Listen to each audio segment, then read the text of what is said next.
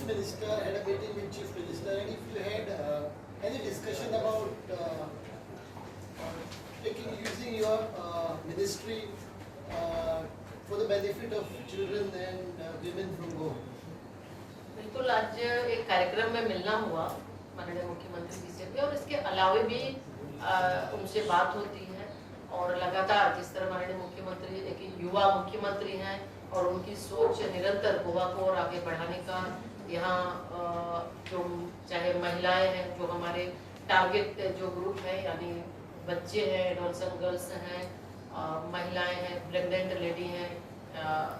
Lactating mother हैं, उन सबको आगे बढ़ाने के लिए, और आंगनवाड़ी केंद्र में जो बच्चे हैं, बच्चों को अच्छा पोषण के साथ साथ बच्चों का सर्वांगीण विकास, ये उनका लक्ष्य है। और भारत सरकार लगातार महिला बाल विकास मंत्रालय की ओर से भी हमारा निरंतर उनसे बात होती है, और गोवा के हित के लिए हमने चाहे प्रधानमंत्री मातृ वंदना योजना के लाभार्थी हैं, उनके लिए उनको लाभ पहुंचाना हो, या फिर बच्चों को जो सक्षम आंगनवाड़ी के माध्यम से बच्चों को पोषण 2.2 के माध्यम से बच्चों को लाभ देना, तो निरंतर इस पर काम हो रही है। और जहाँ कहीं भी उन्हें कोई दिक्कतें होती है तो निश्चित रूप से भारत सरकार हमेशा हैंड होल्ड करती है। और हमारा बहुत कुछ चीजें जो नए इनिशिएटिव्स हैं, ये जो पोषण ट्रैकर के माध्यम से हम लाभार्थी तक पहुंचते हैं,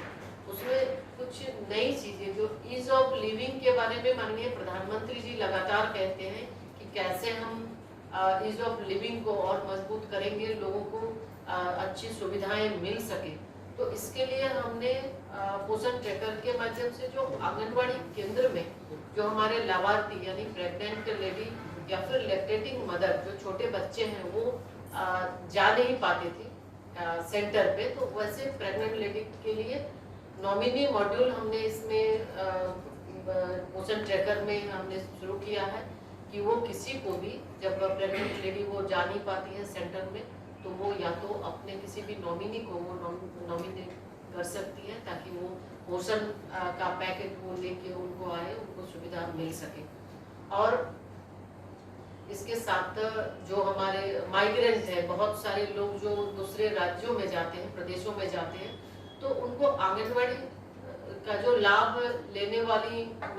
महिलाएं होती हैं या बच्चे होते हैं, जब दूसरे राज्य में जाते हैं तब उन्हें पहले दिक्कत होती थी।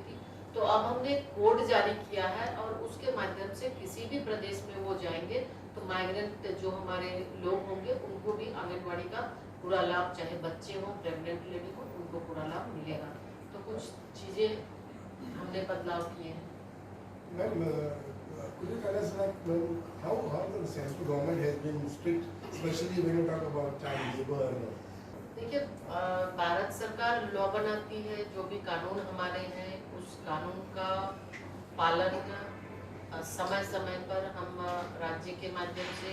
हम कराते हैं, और कहीं भी राज्य को अगर दिक्कत होती है तो हैंड होल्ड भी हम कराते हैं। उसके लिए जो जुवेनाइल जस्टिस बोर्ड JJB है बच्चों के लिए, तो निश्चित तौर पर चाहे CWC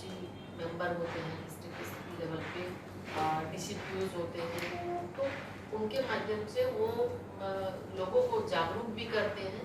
और जहाँ कहीं भी उन्हें ऐसा महसूस होता है तो वो फिर आगे कार्रवाई